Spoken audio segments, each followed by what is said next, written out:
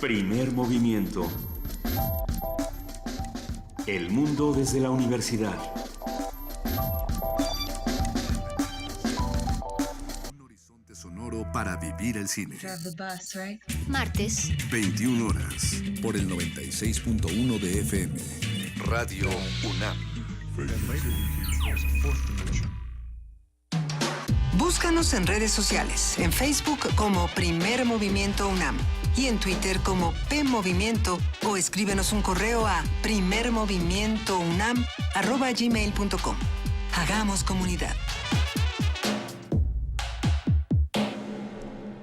Son las 8:05 de la mañana en este enero 17, lleno de memes por el frío, insulting e inacceptable. Unacceptable, Unacceptable.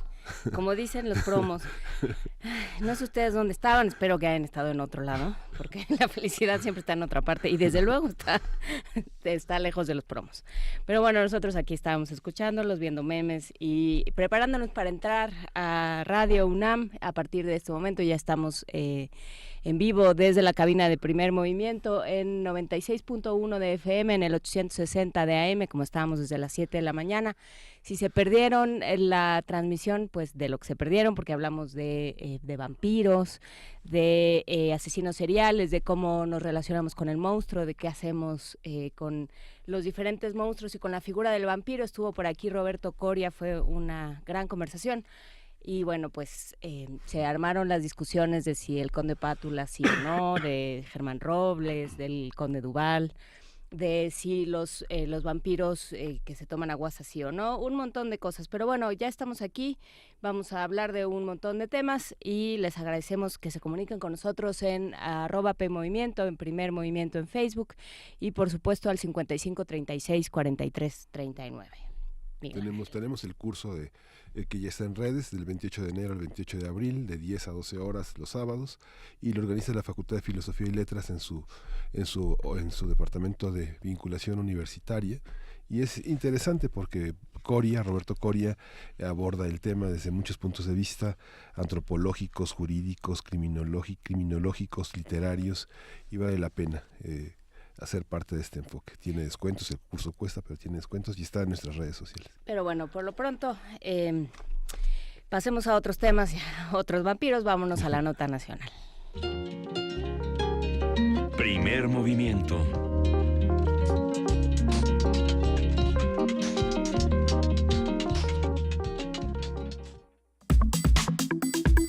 Nota nacional.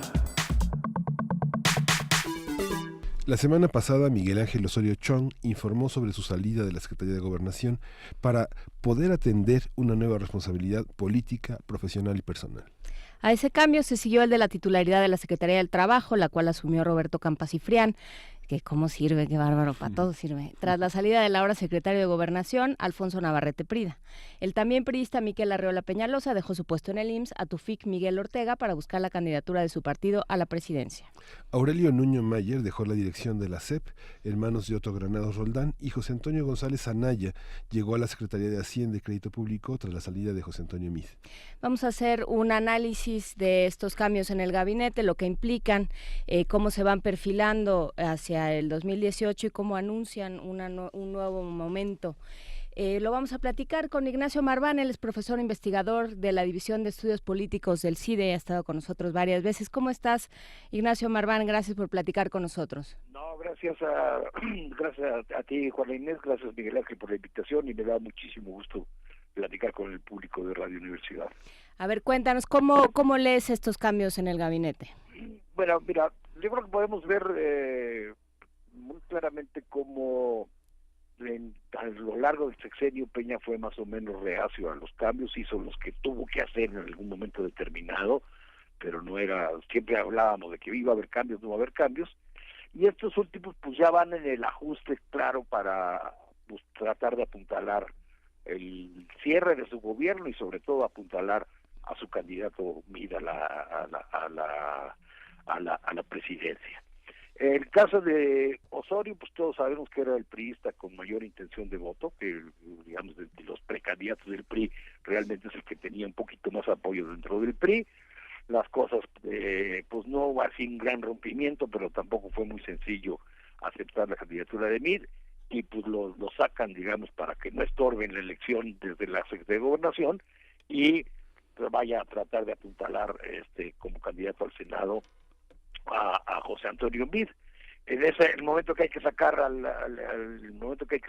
secretario de Gobernación, pues mueven a Navarrete Prida, que hizo un papel más o menos reconocido en la Secretaría del Trabajo, sin grandes escándalos ni mucho menos, pero tampoco con grandes logros. Pero no se nos olvide que el señor fue procurador, y entonces pues es más o menos sensible al tema de seguridad, y sobre todo es absolutamente leal a los grupos del Estado de México. Se premia a Campa, digamos, por su labor como subsecretario, y se les va a dar la oportunidad de terminar el sexenio como secretario. Nuño, también un precandidato que pues nunca acabó de cuajar, aunque había, digamos, quienes simpatizaban con él, dentro de la concepción, dentro de la idea de la política y demás de Luis Videgaray y de Peña, digamos, es quien creen que puede apuntalar a un Mid sin experiencia política, aunque tampoco Nuño tiene mucha que digamos. Y es muy curioso la salida de Michael Arriola, digamos, del Seguro Social, porque finalmente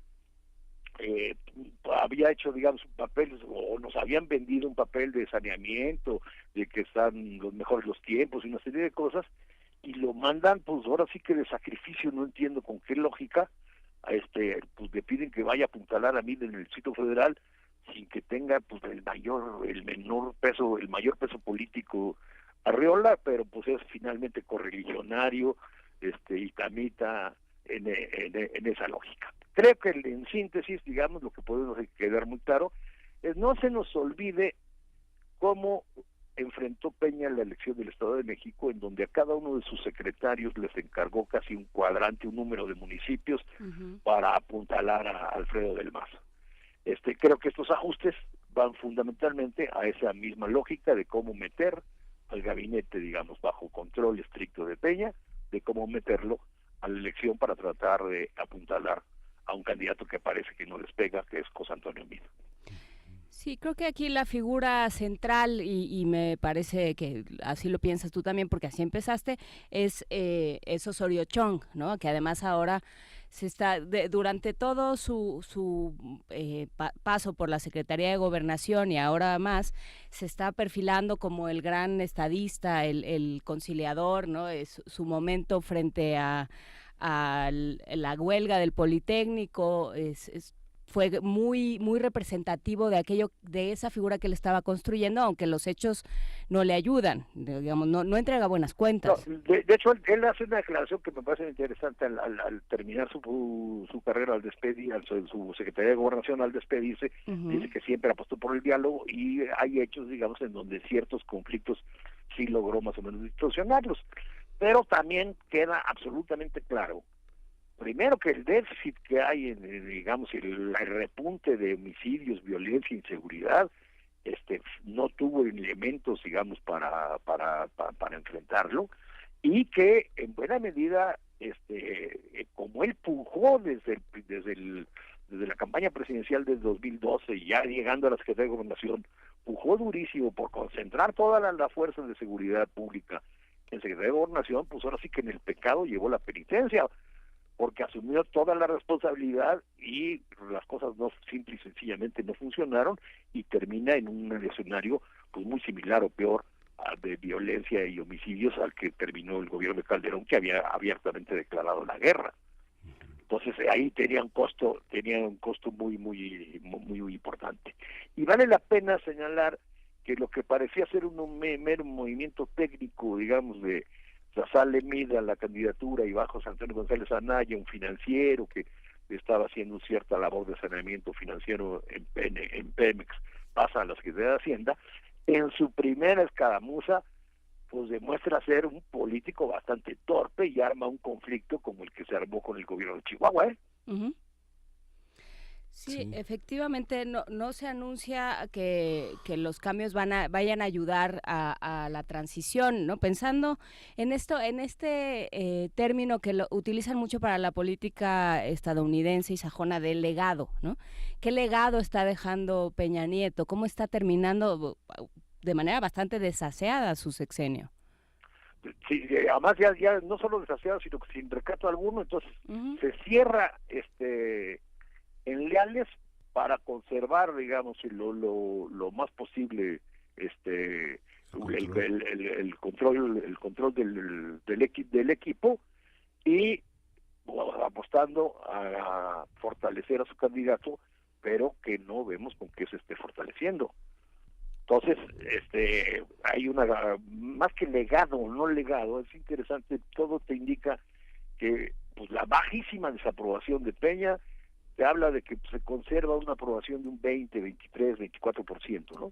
Y entonces todo indica que apuestan a que ese 24% les va a permitir terminar, de aprobación les va a permitir no solo terminar el sexenio sin mayores sobresaltos, sino inclusive ganar la presidencia con ese 24%, lo cual sinceramente no veo que realmente sea algo que aporte a la candidatura de José Antonio Meade. Sí, lo que pasa, en los medios no ha habido mucho eco de las protestas al interior de las propias secretarías con los cambios sobre la incapacidad de los equipos y de los relevos para asumir el cierre de los programas. La Secretaría del Trabajo enfrenta toda una serie de problemáticas con conciliación y arbitraje, con toda una serie de causas emitidas en torno a los servicios profesionales de carrera, a la relación con los sindicatos que dejó paradas, Prida. Y finalmente a Osorio Chong lo sustituyeron en la opinión pública a los militares, ¿no? Exactamente, lo sustituyeron en la opinión pública los militares, ganaron la partida con el posicionamiento político que logran con la ley de seguridad interior, independiente de que vemos qué pasa ahí finalmente con las controversias, y nos estamos poniendo en el escenario conflictivo de cierre difícil, el caso de Fedesol, que termina, digamos, pues, con el famoso escándalo de la estafa maestra, en donde estaba involucrado no solo Rosario Robles, sino también el propio José Antonio Meade, y ahora con las tarjetas de Bansefi para los damnificados, donde pues Hacienda y Fedesol también están fuertemente involucrados. Entonces creo que tenía toda la razón Juana Inés cuando dice esto está terminando mucho más desaseado de lo que quisiera, ¿no? Y sí, está terminando mal para nosotros también. Hace unas semanas, se da a conocer este volumen llamado Historia Oral, de una recopilación de testimonios de Porfirio Muñoz Ledo, que es un personaje, lo que uno quiera opinar de él, da igual, digamos, es un personaje central. Yo no he visto el libro, dice que está extraordinario. Pues pinta para que un recuento de lo que ha visto Porfirio Muñoz Ledo en su paso por el país, por la política de este país, que ha estado metido hasta la cocina en los diferentes frentes y las diferentes facciones de la política de este país desde hace muchísimos años, pues pinta para que sea una cosa interesante. Y lo que ha manifestado en entrevistas estamos hablando de un golpe de Estado, ¿no? Y utiliza una palabra que en Latinoamérica tiene unos ecos muy, muy dramáticos, muy peligrosos. Mira, yo no he visto el libro, las entrevistas transmiten finalmente, no del libro, sino lo que le han hecho después del libro, es esto de la idea del golpe de Estado. Lo que que todo parece indicar que es un golpe de Estado, bueno, que sí, de alguna manera se fortalece, se vislumbra un poco con la ley de seguridad interior, pero sobre todo con el golpe financiero, digamos, para controlar el proceso electoral. Lo que yo no estoy tan seguro es que realmente tengan las condiciones y la fuerza política para lograrlo. ¿No? No, pues estamos viendo la serie de problemas que tienen y la serie de problemas, digamos, que han sido incapaces de resolver, y la violencia, digamos, que no pueden reconducir, que no son, digamos, en este momento no han sido capaces ni siquiera de articular un movimiento político muy cohesionado a favor de su candidato. Pues más bien lo que se ve de fuera, digamos, es que tienen problemas de articulación. pero tú trajiste a la conversación, tú conjuraste la elección en el Estado de México. Pues sí, pero finalmente es un universo mucho más acotado, en el que por el predominio del PRI, la maquinaria del PRI tenían pues tenían el dominio del territorial. Ahora el país está mucho más disperso, como para que con la pura maquinaria y estas operaciones financiero-militares les puedan garantizar el triunfo. Creo que es una condición que puede ser necesaria para ellos, pero el país está más complicado y no necesariamente será una condición suficiente para apuntalar a un candidato que hasta ahorita ha mostrado, no veo cómo vaya a crecer, una enorme debilidad. En general, las precampañas han sido muy, muy frágiles, ¿no? Tal vez la más programática y la más documentada sea la de López Obrador. Las precampañas, primero, como todos lo decimos en todo momento, no tienen nada de precampañas, son campañas.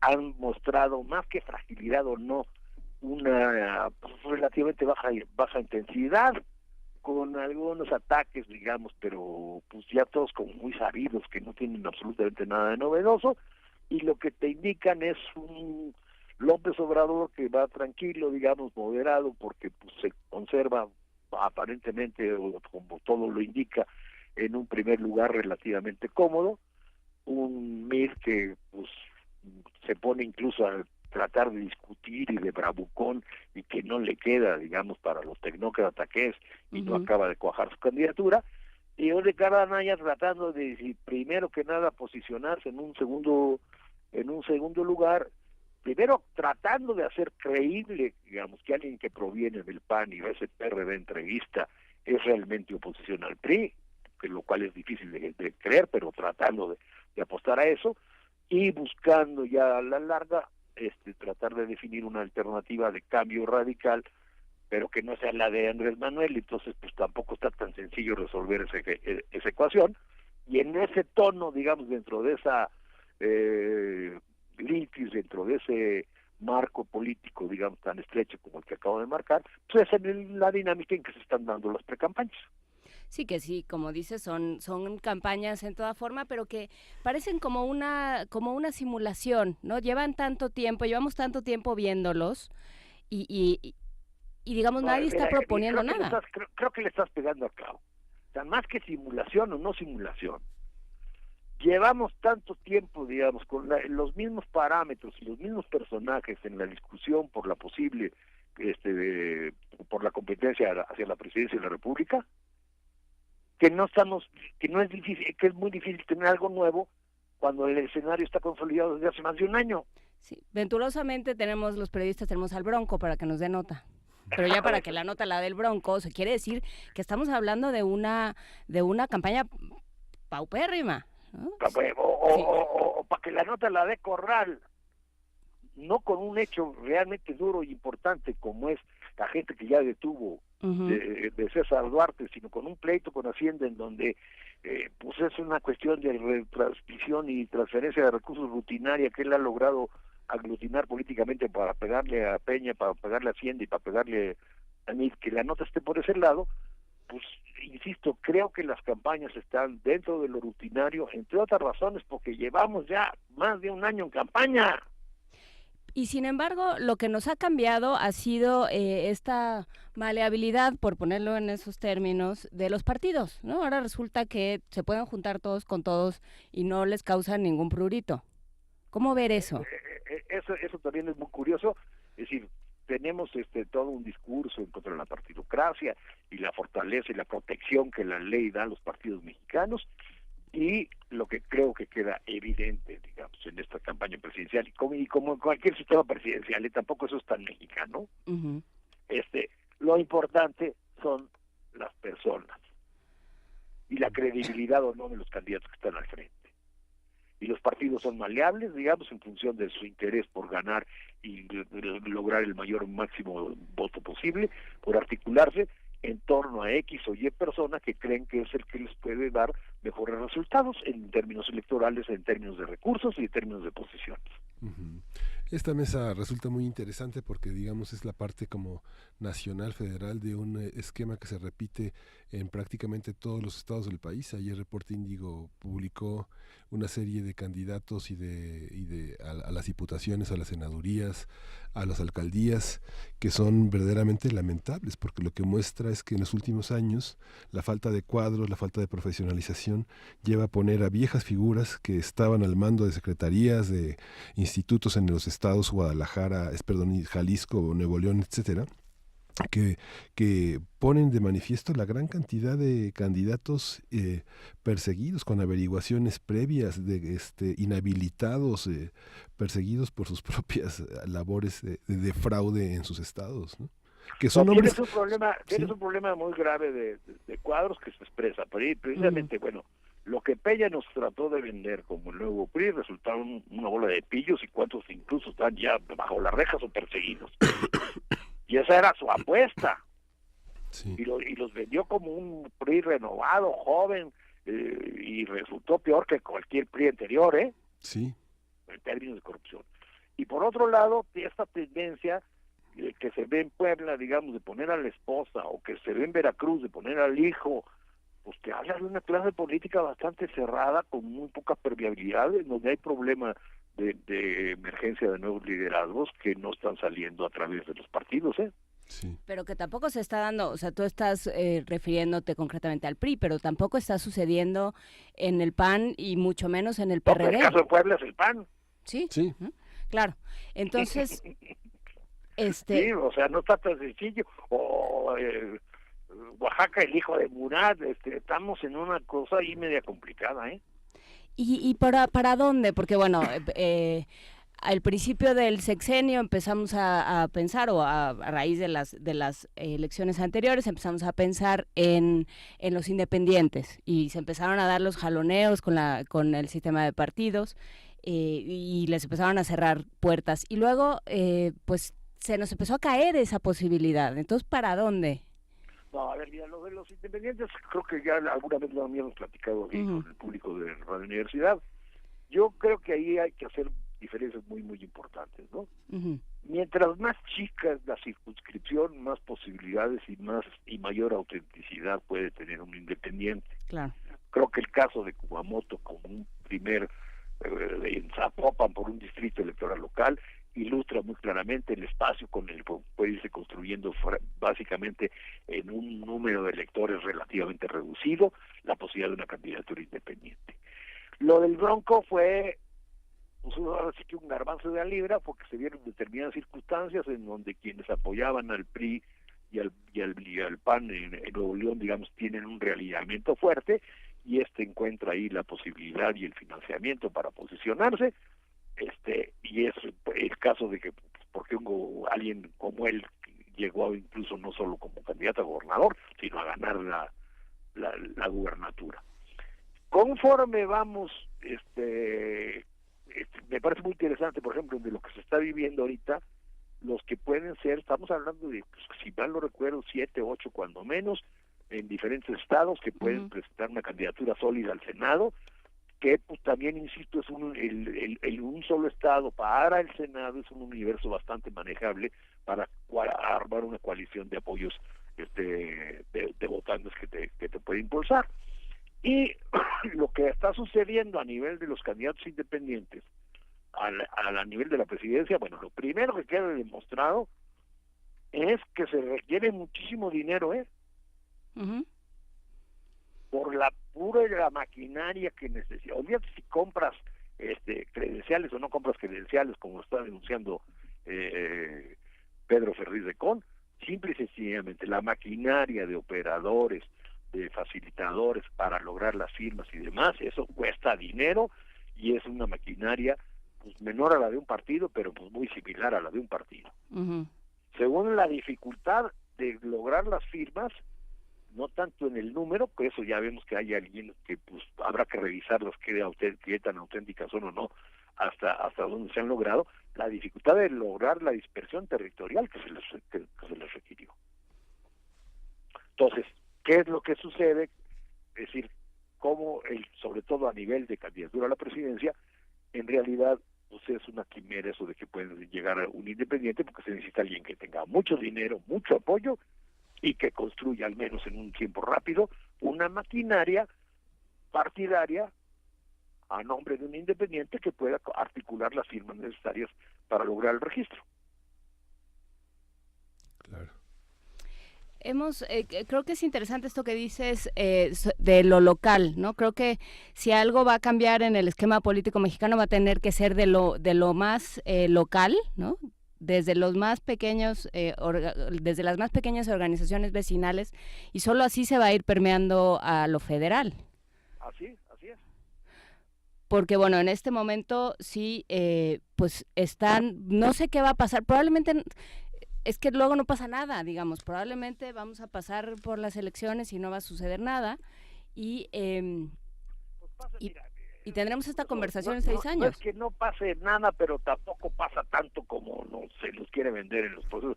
Digo, finalmente la competencia electoral, con todos sus bemoles y demás, es bastante normal y bastante cotidiana, no son luchas políticas heroicas. ¿Y dónde está la lucha política? Dentro de la normalidad, luchas por el voto, muy constreñido de que pues finalmente el que te va a dar el triunfo es el votante mediano, de opinión más o menos media, entonces pues todo el mundo se modera, y la lucha por los recursos, digamos, es bastante pueril, bastante vulgar la competencia, la competencia electoral. Creo yo, entonces, se logran algún tipo de cambios, pero tampoco estos cambios dentro de la normalidad democrática, pues normalmente no son cambios espectaculares. Y segundo, creo que podemos hablar en unos 15 días si quieren, con muchísimo gusto, porque tiene esta dimensión, esta elección del 18 trae también una dimensión local que tenemos que atender. Claro. Estamos hablando de 8 gobernadores, estamos hablando del jefe de gobierno del Distrito Federal, bueno, de la Ciudad de México, perdón, ahora ya Ciudad de México, y en donde también ahí la competencia se está poniendo interesante, y allí un punto clave es la teoría política normalmente te dice que los candidatos a la presidencia jalan, digamos, a las candidaturas locales, ¿no? Que una preferencia por X partido a nivel nacional puede tener impactos para los gobernadores a nivel local. Y acá aparentemente de repente, sobre todo en el caso del Frente y quizás también del propio PRI, tratan más bien de conseguir candidatos que apuntalen a su candidato a la presidencia. Se invirtió. Se puede invertir. Entonces necesitamos de esto que hacíamos así como un primer apunte de las limitaciones de la clase política, de los liderazgos. Vamos a ver en unos 15 días más o menos, o a más tardar, o 3 semanas a más tardar, cuáles van a ser las cartas en los estados para ver realmente cómo anda esta renovación o estancamiento de los liderazgos, y con mucho gusto le entramos cuando ustedes digan. Y algo que nuestros radioescuchas no pueden ver por la posición que tienen, que es distinta a los medios que tenemos una cobertura periodística, fueron los cambios en comunicación social que están destinados a responder a esta solicitud de la Suprema Corte de legislar en torno a la publicidad en medios. Digamos, toda la organización de los equipos de comunicación, de difusión, están organizándose en ese sentido, tanto en la Secretaría de Gobernación, en la Secretaría de Hacienda. En todos estos órdenes hay nuevos cambios. Ayer hubo cambios en la Secretaría de Comunicación Social del Gobierno de la Ciudad, y todo esto está en miras a esta relación electoral que estaba basada en dinero oblicuamente dirigido a comprar voluntades en medios, ¿no? Sí, pero todavía no sabemos cómo se va a resolver eso, ¿eh? Yo no veo... Sí. Más allá de cambios de personas, digamos, si realmente hay una política y nuevas reglas, y que esas reglas realmente pues no terminen beneficiando nada más a determinados medios ya de por sí afines al gobierno y al PRI, vamos a ver cómo. Si está bien que la Corte haya dicho hay que legislar sobre eso, pero no es un problema sencillo, ¿eh? No. Desde luego que no, pues te tomamos la palabra, Ignacio Marván, del investigador del CIDE, te tomamos la palabra y platicamos contigo en próximos días para ir siguiendo este proceso. Con muchísimo gusto, y un saludo a todo el auditorio, que siempre me da mucho gusto platicar con el auditorio de Radio UNAM. Muchísimas gracias. Y nos vamos. Hasta luego. Nos vamos con una producción de Radio UNAM, Ratones y Gatos con Margarita Castillo. Fabulilla de gatos y ratones, dedicada a los niños mártires de Ayotzinapa, por Carlos R. de Alba. Del 30 al 35% de la producción. Durante la conferencia Complejidad Ecológica y el control de plaga de café, celebrada en el Este es el tiempo de la gatocracia. Los ratones eligen a los gatos que han de engullirlos. Y tras 6 años de masacre, los ratones eligen a otros gatos engatusadores. Y el gatuperio se repite cacofónicamente. Estas dos últimas originarias de África y que llegaron a México a través de Chiapas y que pueden hacer que al momento de la cosecha se pierdan del 30 sin llenadera, al 35% la glotonería de la felina, sin pausa, devasta el país. A los ratones solo les reparten miseria, enfermedad, muerte, ignorancia, desventura y zozobra a carretadas. Les envilece y roba su presente y les clausura vida y porvenir.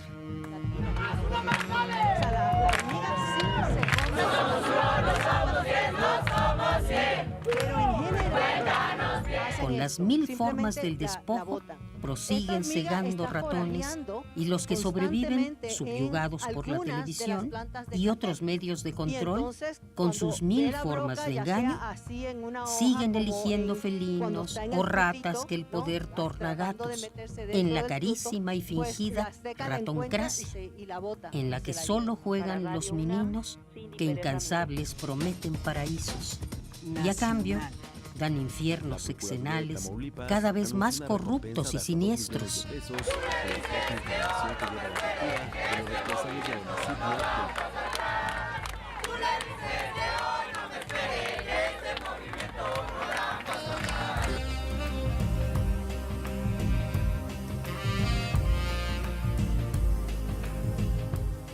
Algunos han disuelto el maleficio y han topado con cárcel o matanzas, mientras otros se organizan y propalan que es preciso elegir ratones y no gatos.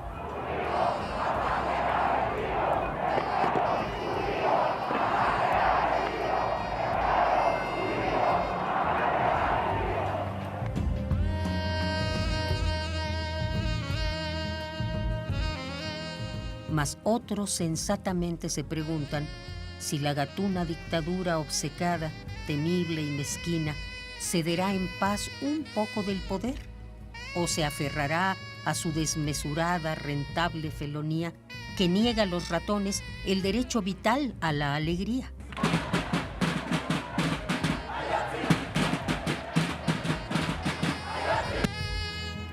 La respuesta, mi amigo, está en la historia. Tu oído une a su caracol de tiempo, descifra el estridente y armonioso viento que pulsa, corre y porta su memoria. ¡Fue el Estado! ¡Fue el Estado! ¡Estado fascista que mata normalistas! ¡Estado fascista que mata normalistas!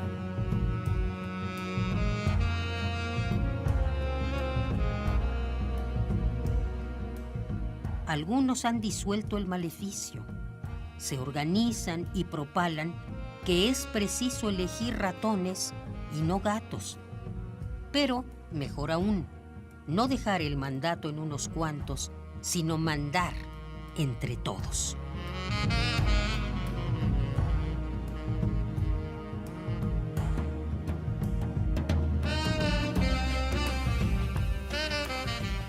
El pueblo unido jamás será vencido. El pueblo unido jamás será vencido. El pueblo unido jamás será vencido. Fabulilla de gatos y ratones, dedicada a los niños mártires de Ayotzinapa, por Carlos R. de Alba. Y tú vendrás marchando junto a mí, y así verás tu canto y tu bandera florecer. La luz de un rojo amanecer anuncia ya la vida que vendrá. De pie marchar, el pueblo va a triunfar. Será mejor la vida que vendrá a conquistar nuestra felicidad, y en un clamor mil voces de combate se alzarán, dirá, canción de libertad, con decisión la patria vencerá. Primer movimiento.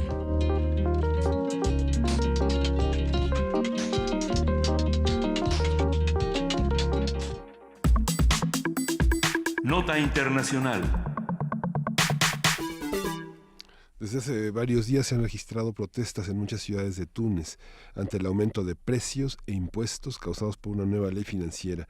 Las autoridades han reportado un muerto y la detención de más de 800 personas. Las protestas coincidieron el pasado domingo con el 7º aniversario de la llamada Revolución de los Jazmines, que terminó con 23 años de dictadura de Zine el Abidine Ben Ali. Para calmar las protestas, el gobierno tunecino anunció medidas como garantizar un ingreso mínimo para familias necesitadas, tratamiento médico gratuito para desempleados y préstamos accesibles para vivienda.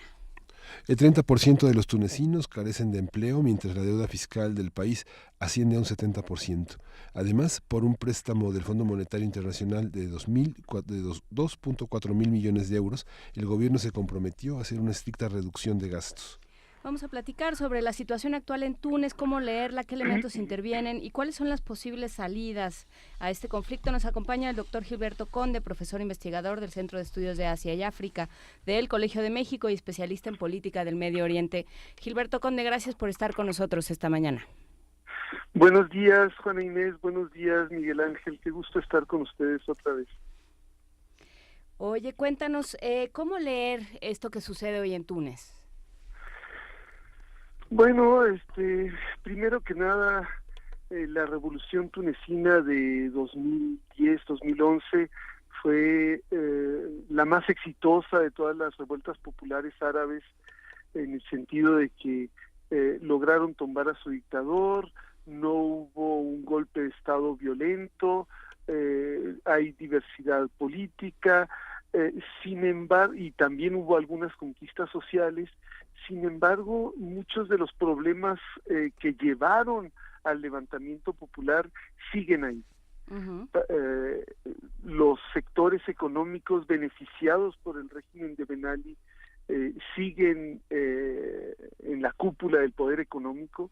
La estructura económica del país no ha cambiado fundamentalmente.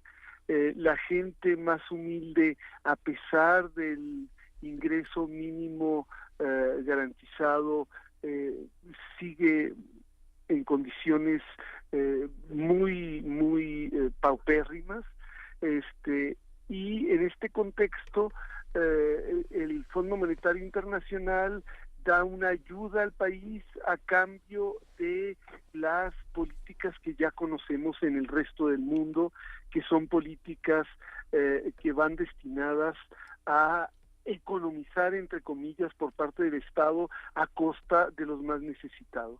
Uh-huh. Entonces tenemos aumentos de precios en la gasolina, en los medicamentos, en la energía eléctrica, y la gente está otra vez harta.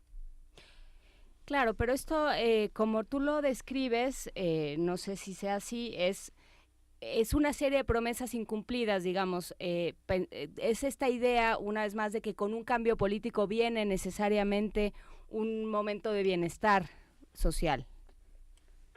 Sí, hace rato decía la fábula que ya no nos gobiernen los gatos, que nos gobiernen los ratones. Uh-huh.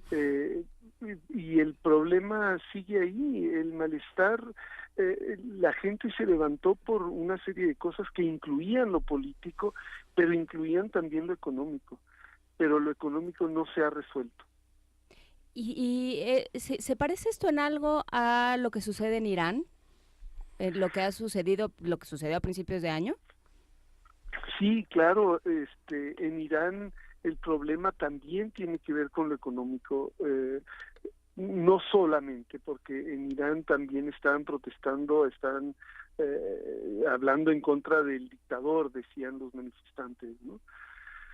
refiriéndose al jefe a Chile y lo que ello ha despertado y la cantidad de reclamos que hay, como decías tú, Miguel Ángel, en una sociedad muy pasiva, ¿no?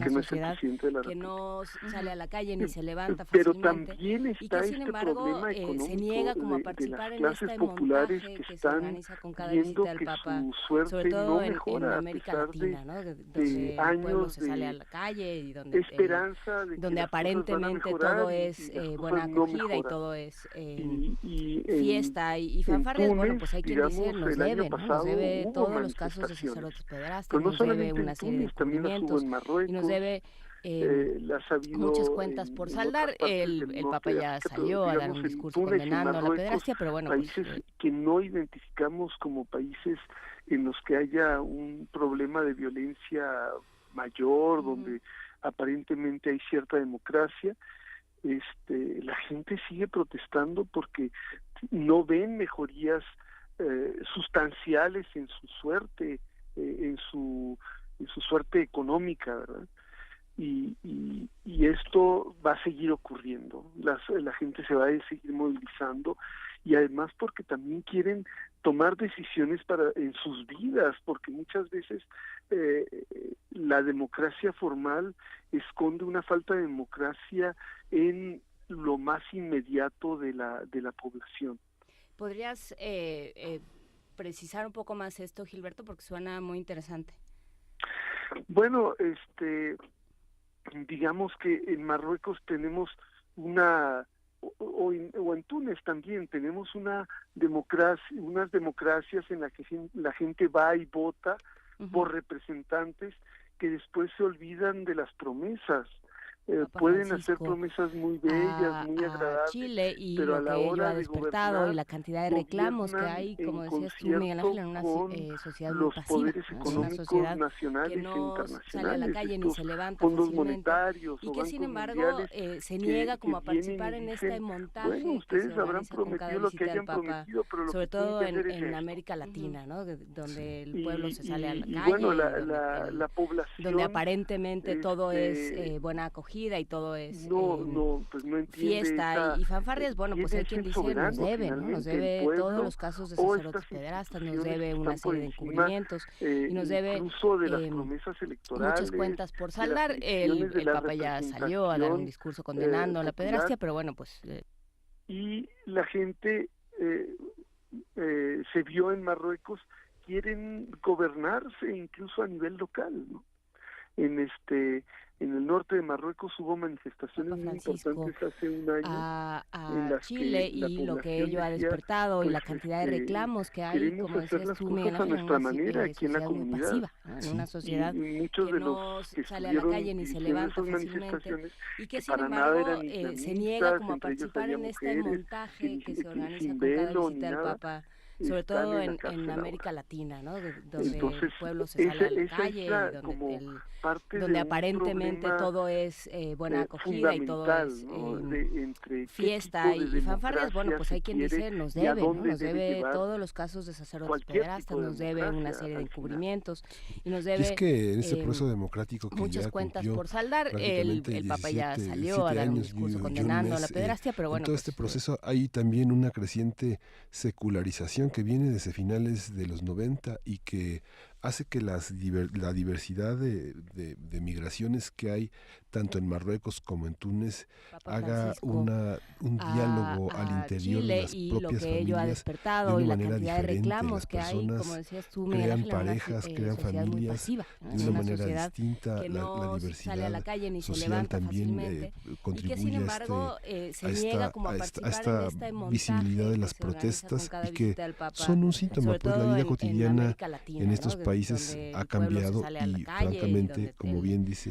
donde usted, se aparentemente contradice todo con esta es parte buena acogida y todo que no está impregnada fiesta por la parte y fanfarrias. Islam, Bueno, pues hay quien dice, es nos más debe, ¿no? secular. Nos debe todos los casos de sacerdotes pederastas, nos debe una serie de centrado sobre todo la prensa estadounidense, la prensa europea se ha centrado en saldar el problema. El Papa ya salió a dar un siempre ya sabes cómo son, la pederastia, pero bueno, problema pues, de religión, ¿no? Sí, claro. Esa es la tendencia y la salida fácil, ¿no? Digamos que en Túnez y no solo en Túnez, pero centrémonos Chile, en este país. Y lo que ello ha despertado y la cantidad de reclamos que hay, como decías tú, Miguel Ángel, en una o sea, sí ha habido una pasiva, transformación una social que no sale a la calle ni se levanta fácilmente, y que sin embargo terminó la colonia, se niega como a participar en este montaje que se organiza con entró cada primero visita al Papa, Bolívar, sobre luego todo Benadi, en América después Latina, de revueltas donde populares, el pueblo se sale a precisamente la por calle, motivos como el de ahora, donde aparentemente todo es y hace buena 7 años acogida y cae todo Benadi. es Durante estas fiesta décadas, y fanfarrias. Bueno, pues hay quien dice nos debe colonia, todos los casos de sacerdotes pederastas, nos debe una serie de encubrimientos y nos debe ha habido una transformación muchas cuentas social por muy saldar. importante El Papa ya salió a dar un digamos, discurso condenando la pederastia, pero bueno, pues, en las zonas del norte y del este del país, ha habido muchos avances sociales, etcétera. Pero también mucha de la gente más pobre, Papa Francisco, que no ha sido beneficiada a por Chile estas y lo décadas que ello ha despertado y la cantidad de reclamos que hay, como decías tú, Miguel Ángel, en una sociedad muchos de ellos pasiva, están en una el sociedad interior del país, que no sale a la calle no ni se levanta fácilmente, y que sin identifican embargo un poco su se niega como a malestar participar en social este montaje con que se la organiza con cada dominación visita del Papa, de sobre todo estas, en América Latina, ¿no? Donde de el pueblo estas se sale a la élites calle, que son y secularistas, que son donde laicistas. aparentemente todo Y es sí ha buena habido acogida y una todo es islamización, digamos, fiesta y de la fanfarrias. Bueno, pues hay social quien en dice Túnez, nos debe, en ¿no? Nos muchas debe partes del todos país. los casos de sacerdotes No pederastas, obstante, nos debe desde una hace serie de 7 años, encubrimientos y nos debe el partido islamista muchas fue cuentas por legalizado, saldar. El más Papa ya importante, salió a Nazca, dar un discurso condenando fue la pederastia, pero legalizado, bueno, pues estuvo en el gobierno incluso durante un tiempo, es parte del Parlamento. Sin embargo, es parte también, aunque ahora lo están criticando, pero es parte de los que votaron a favor de esas medidas de subir los precios de los lo que ello ha combustibles, despertado, de las la cantidad de medicinas reclamos que hay, y de como la decías tú, Miguel electricidad. Ángel, en una sociedad muy Entonces, pasiva, ¿no? hay Una sociedad un que no sale a la cierto calle ni se levanta desfase fácilmente entre y que sin embargo se políticos, niega como a participar en este organizaciones montaje políticas, que se organiza sean con cada visita laicistas del o sean Papa, islamistas, sobre todo en América Latina, que ¿no? al donde final el pueblo se sale a la acoplan y se calle y apegan a las donde políticas aparentemente todo es buena acogida y económicas todo es que van a golpear a los mismos fiesta de siempre. y fanfarrias. Bueno, pues hay quien dice Entonces, nos debe, ¿no? hay Nos una- debe todos los hay casos de una sacerdotes pederastas, nos debe una serie de encubrimientos y política nos debe entre esto de muchas cuentas por saldar. ¿no? El Islamismo, Papa ya laicidad, salió a dar un discurso que está condenando la más pederastia, allá pero bueno, al pues final de eso, ¿no? Que está bueno, y de qué voy a vivir y cómo voy a vivir, por qué después, y que tiene que ver con un problema más amplio, incluso mundial, en el que tenemos cada vez más riqueza, más cosas, no sé, sofisticadas, teléfonos celulares, etcétera, pero también mucha pobreza, una desigualdad descomunal que está llevando al mundo, no solo a Túnez, al mundo, a una situación paradójica, tremenda de malestar social. por supuesto, el caso de Yemen, por ejemplo, es dramático y de muchísimas otras partes del mundo. Y creo que das en el clavo, o creo que es un punto importante donde poner la mirada, de qué tipo de democracia se quiere, digamos. Todo el siglo XX, la segunda mitad del siglo XX, sobre todo por parte de Estados Unidos y por parte de ciertos países europeos, se habló de vamos a instaurar la democracia, ¿no? Lo que entendemos nosotros, la democracia y el desarrollo, y ahorita se están viviendo unas crudas espantosas, en términos políticos, sociales, por supuesto económicos y culturales también. Así es, unas crudas tremendas que tienen que ver con una resistencia también de las élites a hacer cambios. Uh-huh. Simplemente los gobernantes, los que están acostumbrados a estar en los sectores más elevados, dicen, pero ¿por qué vamos a cambiar? ¿O qué?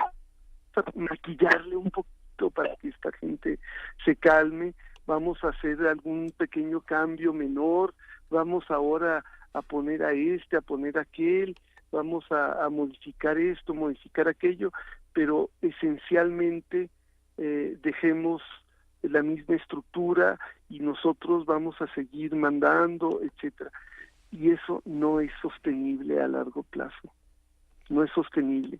En Túnez es, digamos, un lugar donde esto se hizo de una manera suave, pero en otros países como Siria, Egipto, pues se ha hecho de una manera muy dura y las consecuencias se están viendo pues de una manera muy drástica, ¿verdad? Pero no ha resuelto el problema de fondo ni en Siria, por supuesto, pero tampoco en Egipto y ni siquiera en un lugar como Túnez, donde aparentemente las cosas habrían sido más agradables. Sí, y lo que es curioso es cómo se construyen los discursos desde ciertos medios, ¿no? Y por eso me gustaría que habláramos finalmente de qué medios revisar, porque si uno revisa los tradicionales, los más visibles, lo que hay es una idea de fondo de, bueno, pues es que así han sido siempre, ¿no? Pues es que desde los turcos y los otomanos llevan peleando, entonces da igual. Y no es así, son problemas posmodernos. Sí. ¿Qué revisar, Gilberto Conde? Bueno, sí necesitamos como una serie de cambios en la manera de ver el mundo, ¿no? Tanto a nivel internacional como a nivel de nuestro propio país.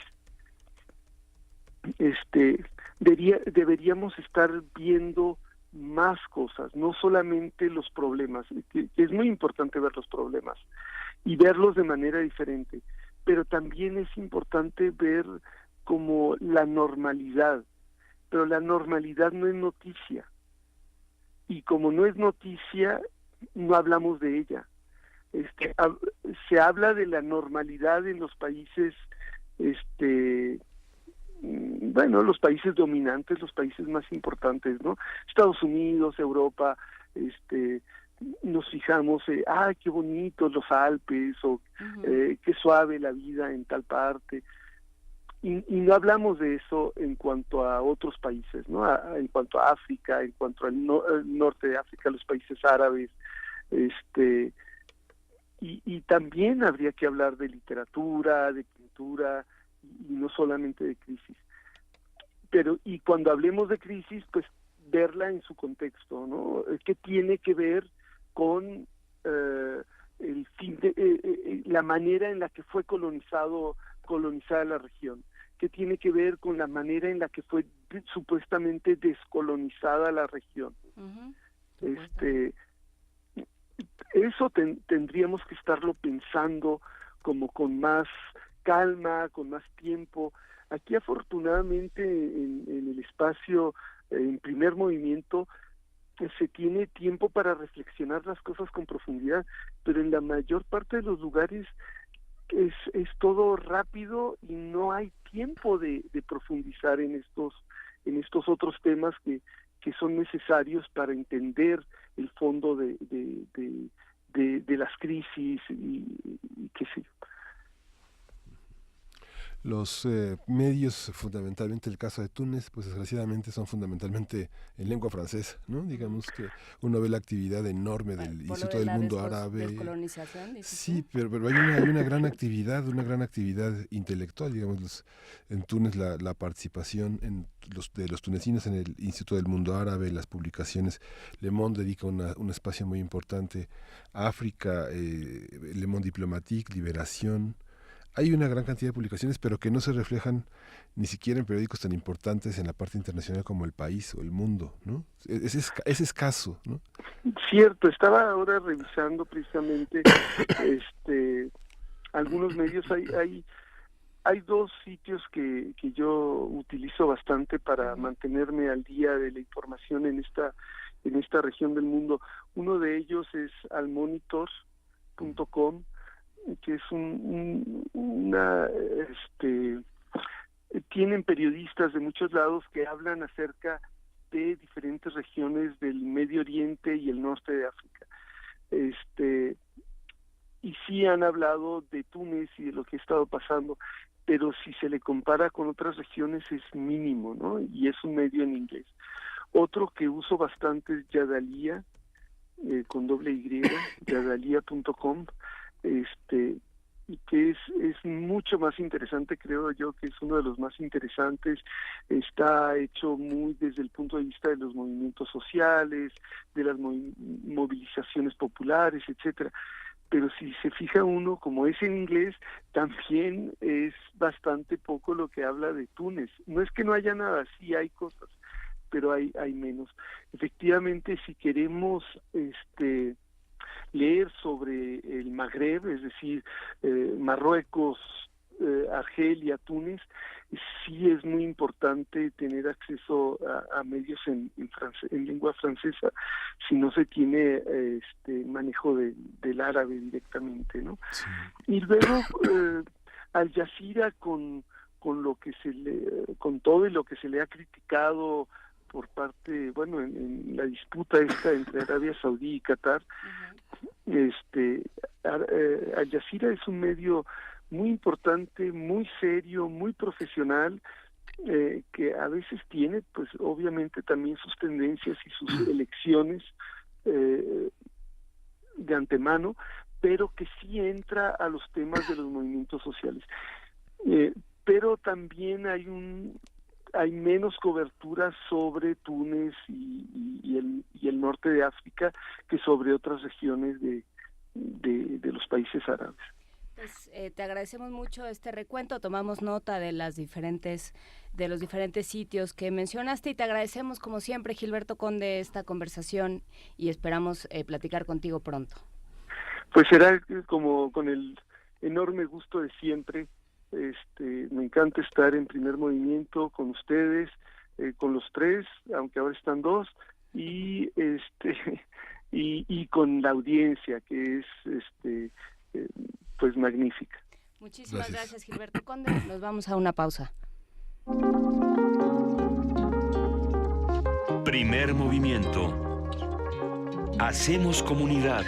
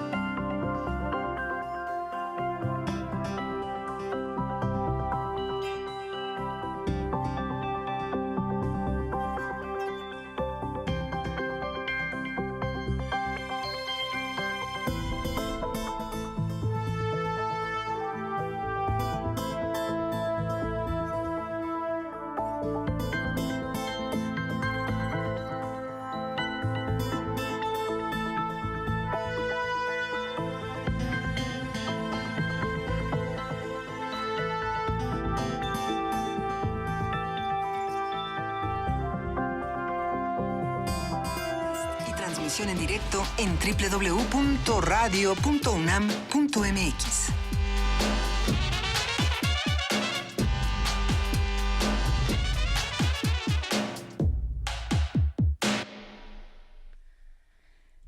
Mañana con 7 minutos, ya estamos de regreso después de estos muy bonitos promocionales de los políticos, después de los niños que cantan y todas estas cosas.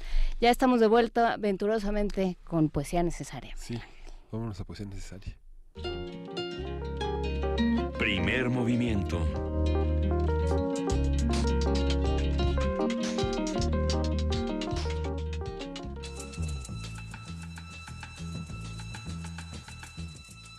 Es hora de Poesía Necesaria.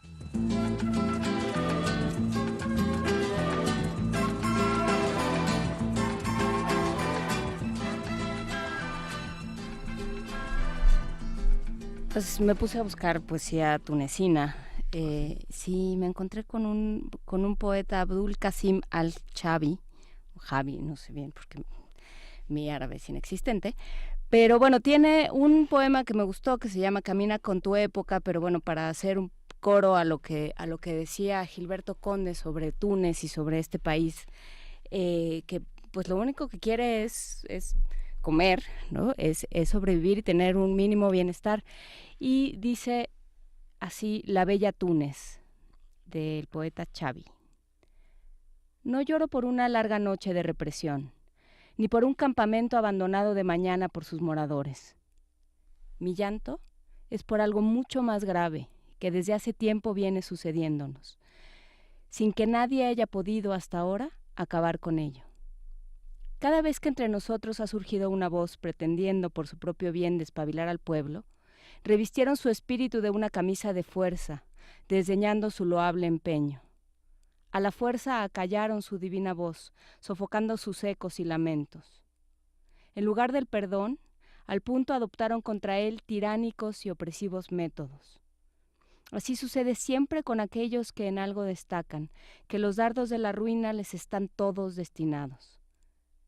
Solo que nosotros hemos recibido una lluvia de infortunios, uno tras otro, y en aras de nuestra pretendida defensa, por lícito hemos dado cualquier tipo de atropello.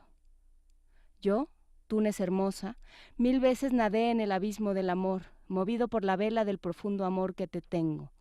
Ya probé sus heridas y amargor.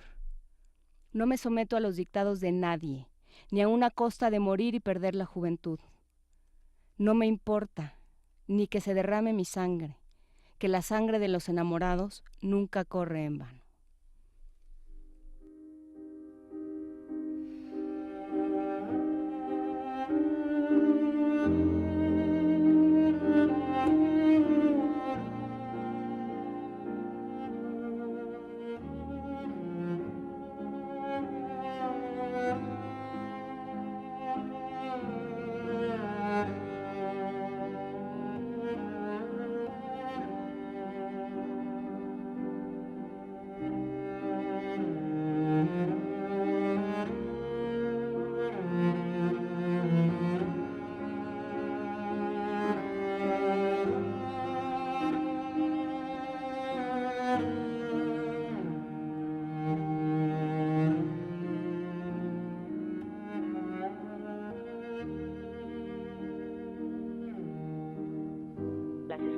La broca y la roya, estas dos últimas originarias de África y que llegaron a México a través de Chiapas y que pueden hacer que al momento de la cosecha se pierdan del 30 al 35% de la producción. Durante la conferencia Complejidad Ecológica y el Control de Plaga de Café, celebrada en el Centro de Investigaciones Interdisciplinarias en Ciencias y Humanidades de la UNAM, la doctora Aide Perfecto de la Universidad de Michigan dijo que la hormiga azteca ayuda a la defensa del cafeto contra la broca. La hormiga azteca agarra la broquita y la bota.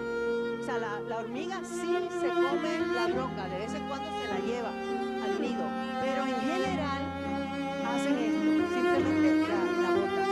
Esta hormiga está forajeando constantemente en algunas de las plantas de café, y entonces cuando ve la broca, ya sea así en una hoja como cuando está en el fruto, tratando de meterse dentro del fruto, pues la azteca la encuentra y la bota o se la lleva. Para Radio UNAM, Lili Pérez Ramírez.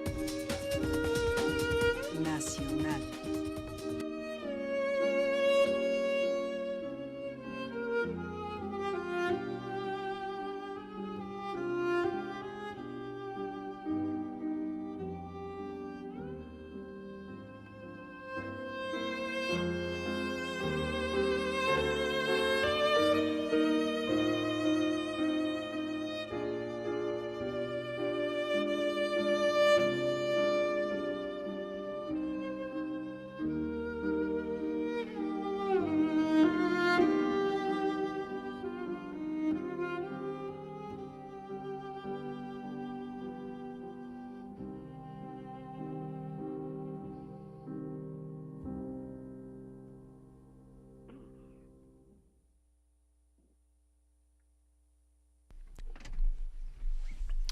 Pues esta poesía de este joven poeta tunecino está concentrada en esta visión justamente de la reconciliación con con el propio dolor, ¿no? Que es una poesía que marca casi todo el norte de África, ¿no? Egipto, Marruecos.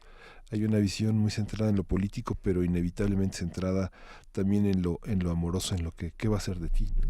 Y tiene una parte, sí, muy, muy afín al resto de la poesía árabe, que pasa por una extraña mezcla de nostalgia y de esperanza en la propia tierra. Y también en esta idea de esperanza, por eso quise poner a este chelista. Esto es una pieza de Fauré, después de un sueño para cello y para piano. Está interpretado, quienes lo vieron por televisión lo habrán notado, quienes lo escucharon por la radio no es tan evidente. El chelista se llama Sheku Kane Mason, es británico. ¿Y tú qué estabas haciendo en 1999, Miguel Ángel? Estaba haciendo un suplemento en una revista literaria. Este muchacho estaba naciendo. Nació en el 99, ha participado en diferentes concursos, fue nombrado por la BBC como el mejor chelista joven, bueno, tiene 19 años. Entonces, vale la pena revisar su trabajo. Tiene una versión del Aleluya ¿Handel? No, el Aleluya, la puedo cantar, pero no... Cohen. De Cohen, gracias, Frida. ¿Ves qué falta hace Luisa? Luisa, ya regresa, por favor. Tiene una versión del Aleluya de Cohen, búsquenla. Sí. Sheku Kane Mason. Busquen su versión del Aleluya, es una cosa muy esperanzadora. Pero bueno, por lo pronto vámonos a nuestra mesa del día. Primer movimiento. Hacemos comunidad.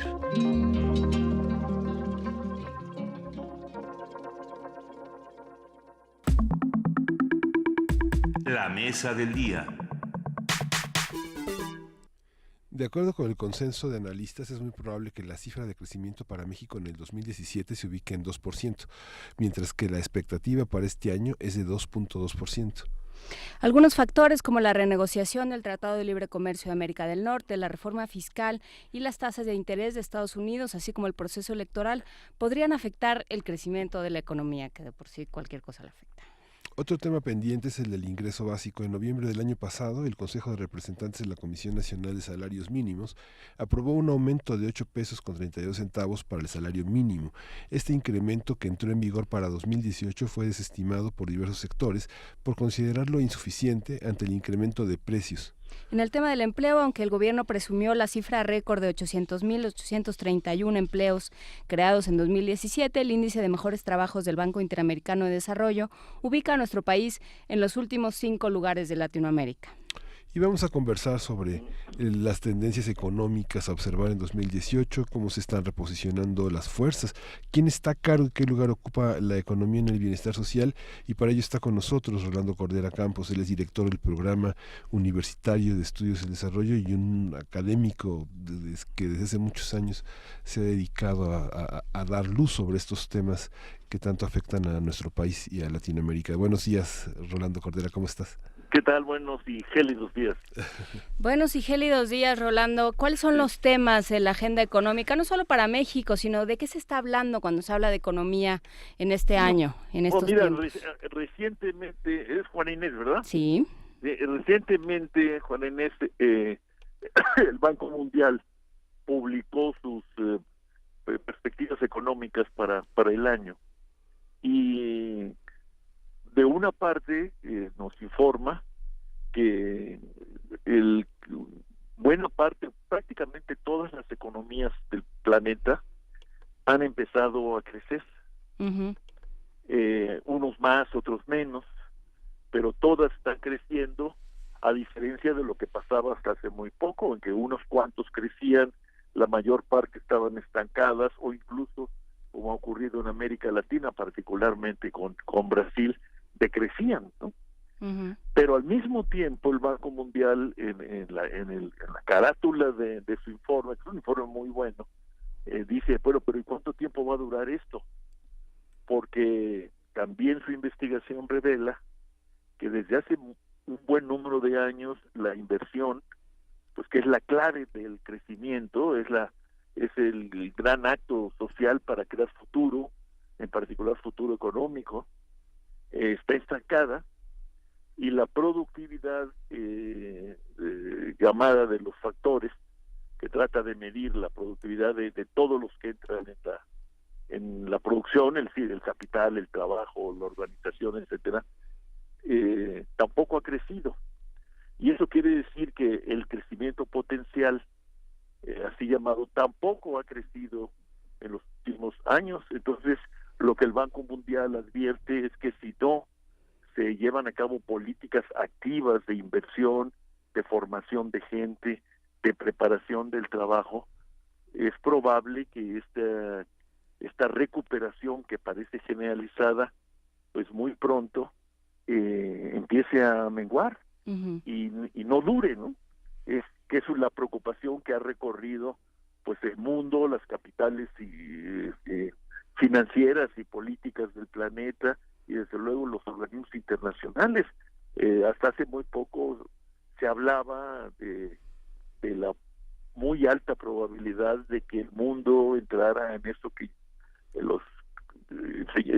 se llamaba el estancamiento secular, es decir, un crecimiento muy lento con una creación muy pobre de empleo, y entonces sin generar excedentes para las políticas sociales de compensación y de protección de la gente. No se ha borrado de la agenda posible esta perspectiva que estaba siendo cultivada, pues, no por un marxista trasnochado, ¿no?, metido en el Museo Británico, sino por gentes como Larry Summers, que fue secretario del Tesoro con el gobierno del presidente Clinton, ¿no? Entonces las perspectivas en lo inmediato parecen buenas, en lo que sigue no está asegurado nada. Y en el caso mexicano, a mí lo que más me preocupó de un primer vistazo que hice del informe es que las proyecciones del banco para nosotros mantienen pues un crecimiento, como lo dijeron ustedes hace rato, de alrededor del 2%, pero lo que llama la atención es que estos crecimientos para México que el Banco Mundial proyecta están por debajo de lo que el banco espera para el conjunto de la economía mundial, para el conjunto de las economías avanzadas y para el conjunto de las economías en desarrollo y de los así llamados mercados emergentes, ¿no?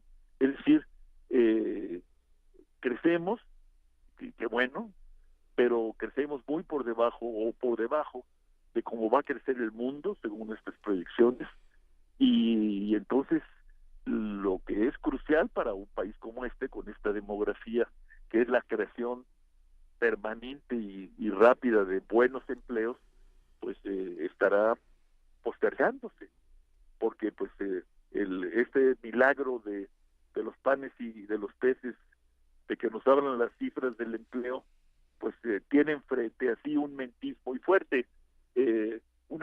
Muy buena parte de los empleos creados son empleos muy mal pagados, ¿no?, por abajo de los, o iguales o por abajo de los 3 salarios mínimos. Esa es la realidad social de una economía que no ha crecido lo que reclama la demografía en los últimos 30 años, y seguimos con eso. Esa ya no es encrucijada, ya no sé cómo llamarla, ¿no? Es una mala costumbre el país. ¿Será el empleo la punta de el aspecto más negativo de los próximos años? No, pero si de mantenernos como vamos y creciendo muy poco, lo más probable es que el mal empleo siga con nosotros.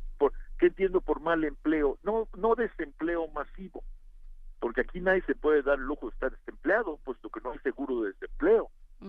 La gente se las arregla para ocuparse donde pueda y donde sea y por el tiempo que dure, ¿no? Pero sí tendremos un empleo que tiende a ser muy precario, en su mayor parte mal pagado y todavía inseguro, a pesar de los esfuerzos que en efecto ha llevado a cabo el Instituto Mexicano del Seguro Social en los últimos años, destinados a regularizar la situación laboral, ¿no?, de los trabajadores mexicanos. Ahí falta mucho por hacer, pero con todo y lo que se haga, con un crecimiento tan lento como el esperado, no podemos esperar que el empleo mejore de manera sustancial. Ese es el problema. Y como la mayor parte de los mexicanos dependemos del empleo para vivir, para comprar, ¿no? Para cuidar las familias, etcétera, para proteger a los niños, bueno, sí se vuelve un tema crucial. Yo lo pondría dentro de la agenda económica en el centro de la atención y propondría que hay que organizar o reorganizar la economía y la política económica a partir de claros objetivos de creación y mejoramiento del empleo. ¿En qué, cómo entra el tema de los salarios aquí, por ejemplo? No Bueno, hablamos de pensiones y tal, pero sí tenemos empleos, pero tenemos los salarios más bajos, muchos de los salarios más bajos en América Latina y en el mundo. Bueno, ya tenemos varios años, Juana Inés, tú lo recordarás, discutiendo el tema del salario mínimo, ¿no? Sí, hubo una propuesta muy bien sustentada, técnica y analíticamente, hecha por el jefe de gobierno de esta ciudad. Lo primero que logró esa propuesta fue un increíble, insólito rechazo por parte incluso del Banco de México, que luego corrigió algunas de sus dichos. El tiempo ha pasado, la propuesta se mantiene, su necesidad es evidente, y ahora con este brote inflacionario que hemos tenido en el último año, pues es claro que la política que sigue vigente en materia de salario mínimo, que es su contención, pues ha caducado, ¿no? No compensa nada. De hecho, el aumento casi sí parece exagerado, pero el aumento acordado para el salario mínimo se lo está comiendo la inflación de estos meses, ¿no? Entonces sí tiene que revisarse eso a fondo. No se puede decir que no se sepa. Hay argumentos, hay estudios y hay necesidades evidentes, flagrantes, ¿no? Y yo diría que esa es una cuestión. Y la otra, pues es que tenemos que recuperar aquellas ideas que siguen siendo, en mi opinión, vigentes y que tienen que ver con una política salarial a mediano y largo plazo, que a partir de acuerdos, digamos, serios, bien fundados entre empresa y trabajadores y gobierno, que también es un empleador muy importante, se vaya redefiniendo la pauta de la distribución inicial, digamos, primaria del ingreso, que es la que se da a nivel del negocio, a nivel de las empresas, a nivel de las fábricas. No podemos seguir con esta impresentable distribución del producto entre trabajo y capital que hoy tenemos en México. No tiene ninguna justificación económica ni política, me atrevería a decir yo, aunque haya sido la política la que haya impuesto esta mala costumbre también, ¿no? La de tener salarios que crecen muy poco, socapa de ser competitivos, ¿no? Pues no podemos ser competitivos a lo largo de la vida con bajos salarios, porque con bajos salarios los trabajadores no se sienten estimulados, andan de un lugar a otro buscando, hay una enorme rotación laboral, ¿no? Pero sí, tienes razón, esa es una cuestión central que debíamos asumir todos en la medida en que nos reconozcamos. Eso no es fácil, por lo visto, todos como asalariados, ¿no? Pero la verdad es que la mayor parte de los mexicanos en edad de trabajar y que trabajan son asalariados. Y entonces esa es la variable que gobierna muchas otras, ¿no? Es desde luego pues, el bienestar o el malestar que cada quien tenga, ¿no? Es interesante, ahorita que te escuchaba usar el término competitivo, que es de los eufemismos más bonitos que tiene muchos la economía, pero competitivo es uno de ellos porque si uno piensa, por ejemplo, en el esclavismo, pues es muy competitivo, ¿no?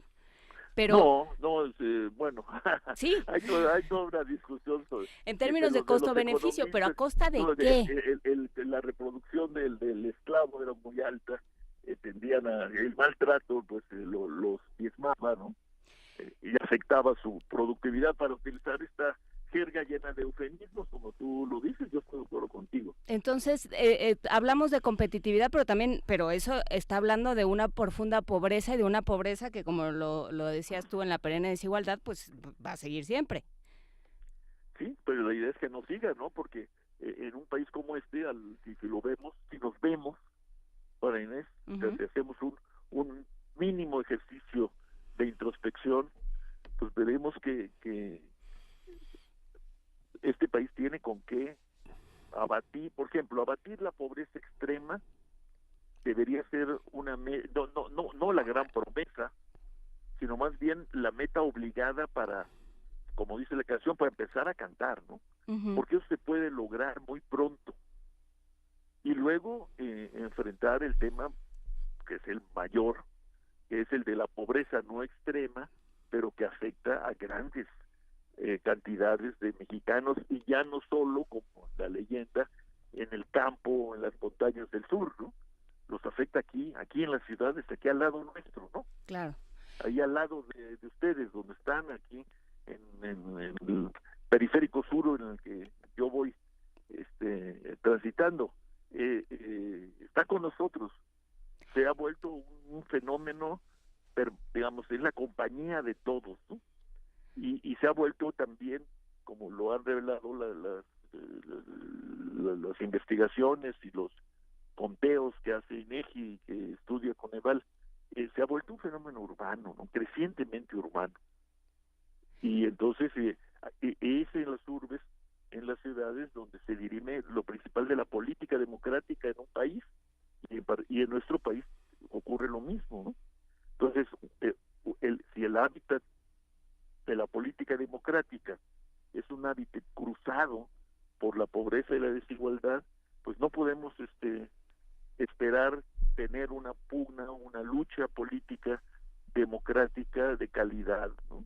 Y con la elegancia que muchos piden, ¿no? Pues es muy difícil, ¿no? ¿Cuál es el vínculo? ¿Cómo se han vinculado? Porque ha habido muchas versiones, pero la ética y la economía, ¿tienen algo que ver? ¿No empatan? ¿Qué ha pasado, Rolando Cordero? Mira, por un tiempo se consideró por parte de quienes practican lo que se llama la corriente principal o la corriente dominante en el pensamiento económico, pues que la economía era una ciencia, ¿no? Como cualquier otra ciencia, y no tenía nada que ver, ¿no? Con las consideraciones morales, ¿no? Con la ética, olvidando que pues, el padre fundador, que podemos hablar en esos términos, Adam Smith, pues siempre vio a la economía como una derivada de la filosofía moral, ¿no? Que él practicaba pues con brillantez y profundidad. En los últimos años ha habido desde diferentes perspectivas pues un reclamo, ¿no? Por esto, y una insistencia en la necesidad de, por un lado, de dejar atrás esa especie de superchería que dominó por largo tiempo el pensamiento económico del famoso hombre económico racional y maximizador, ¿no? El hombre es mucho más, ¿no? El Homo sapiens no es el Homo económico, ¿no? El Homo sapiens está lleno de pasiones, de odios, de temores y de amor y de veleidades y demás, y ese es el que se mueve, el que toma decisiones buenas y malas, ¿no? Entonces ha habido un esfuerzo, por un lado, por pues hacer más complejo el estudio del actor, digamos, inicial del drama económico, ¿no? La persona, el hombre. Luego, insistir en lo que insistían los clásicos, ¿no? El hombre solo es incomprensible, inexistente, el hombre es siempre digamos, un ente social, ¿no? Y tercero, no se puede andar por la vida sin hacer consideraciones éticas, desde la más brutal, que es la de que, bueno, allá cada quien, ¿no? yo lo que tengo me lo he ganado y el que no lo tiene es porque no sirve, porque no es productivo, etcétera, así del egoísmo brutal y extremo, a todas las escalas de la consideración de la relación entre lo social y los individuos, y cada vez más se insiste en la necesidad de, por un lado, revisar lo que los estudiosos llaman la ética pública, ¿no? Que se suponía era un componente indispensable, permanente, de los regímenes democráticos, hasta que también ahí se soslayó el tema.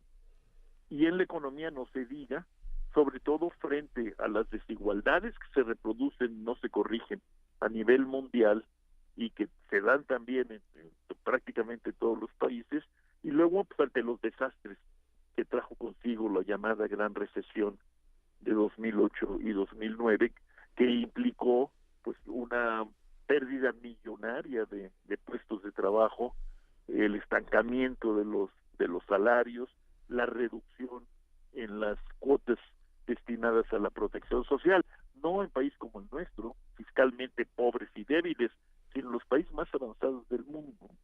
Y ahí entonces se plantea con mucha fuerza el tema de la ética en la política y de la ética en la economía, y pues no hay sino que aplaudirlo y unirse a ese reclamo, ¿no? Sí, es que ayer escuchaba a un analista estadounidense conservador que decía, vean cómo está, hablaba del caso migrante, ¿no? Defendía estas reformas migratorias de Trump y decía, es que miren cómo está Alemania, comparen a Alemania antes y después de la crisis migratoria. Ajá. Y entonces, claro, la economía de Alemania, la seguridad y el bienestar social se han visto enormemente perjudicados por la permisividad de sus políticas migratorias. Bueno, pues eso es falso. Pues sí. Digamos, eso es una falacia, es una mentira, ¿no? No es cierto, ¿no?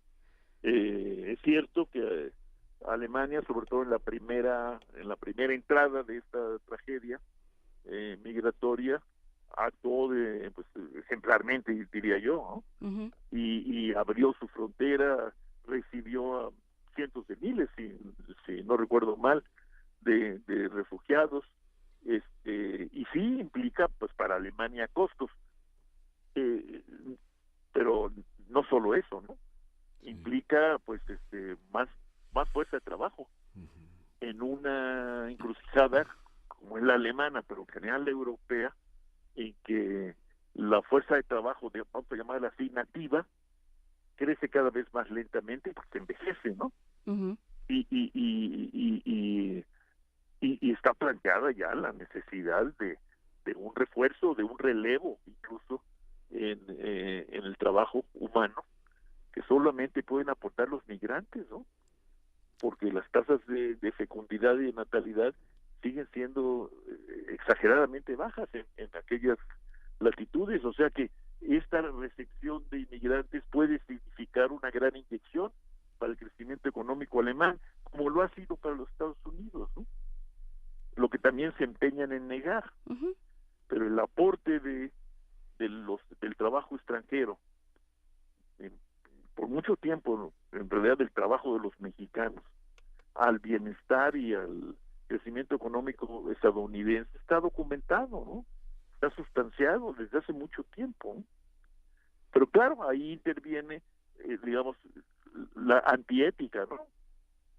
Que niega todo eso no por razones económicas, sino por racismo, como lo está demostrando el presidente Trump, ¿no? Sí. Esta visión también del sistema impositivo que también presenta Hacienda como los logros para 2018, ¿qué relación hay este sistema que muestra que pocos mexicanos sostienen a la mayoría de los mexicanos con su trabajo, y la relación que tiene también con la elaboración de una identidad tanto política como jurídica, con la cédula de identidad que entrará en vigor este año? Digamos, no sé gran cosa de la cédula de identidad. Pues somos un país, no somos el único del mundo que no tiene cédula de identidad, ¿no? Uh-huh. Siempre se ha discutido mucho eso, pero no tendría mucho que opinar.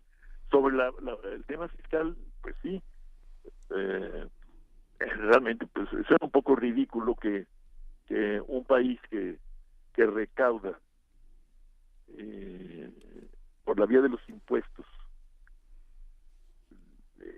recursos financieros equivalentes a no superiores al 12% del Producto Interno Bruto, por abajo de la media latinoamericana, y desde luego no se diga de la media de los países de la OCDE, pues no puede hablar de ningún mérito fiscal, ¿no? Hemos vivido en la penuria fiscal por décadas, y este gobierno que anunció y se arriesgó a hacer una reforma fiscal, básicamente tributaria, pues recibió una tal andanada de rechazo por parte particular de la empresa, de los empresarios privados y de sus organizaciones, que la dejó entre paréntesis,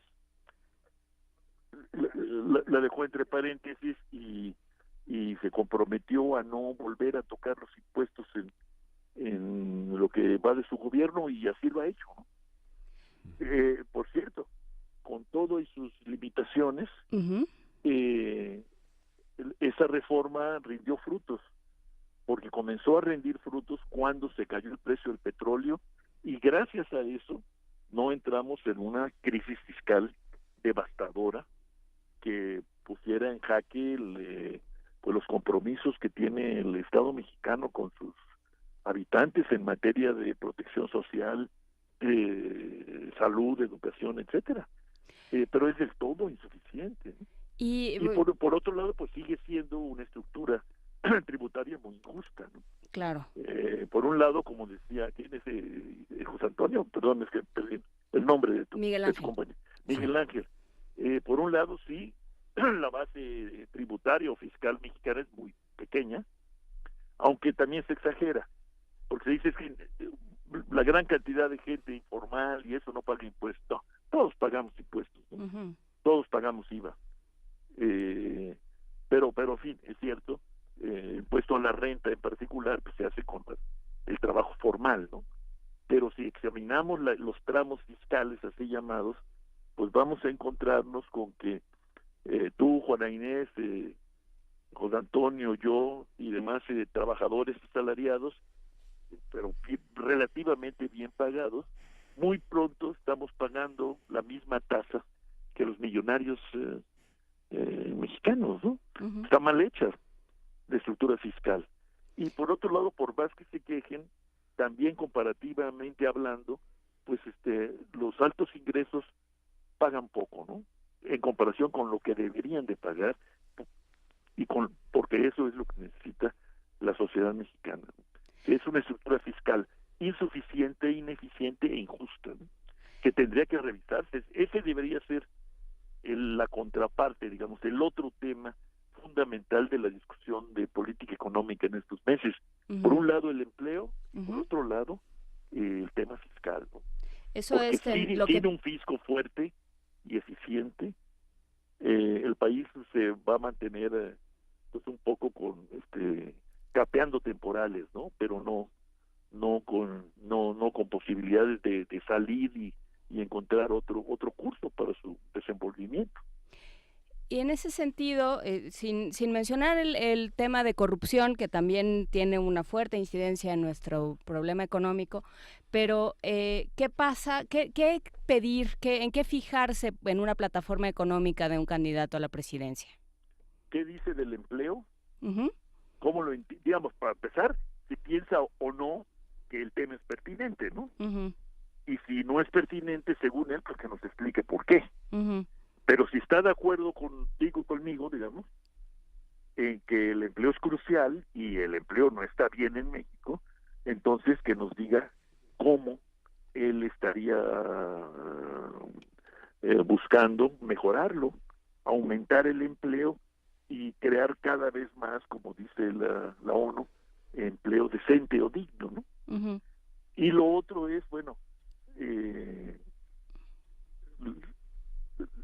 se ha probado en el mundo que el mejor mecanismo de protección social y de generación de bienestar es el mecanismo público para todos, digamos. Por eso los países con más alto nivel de vida, calidad de vida, desarrollo humano, etcétera, cualquier índice que tú escojas, pues son los países nórdicos, ¿no?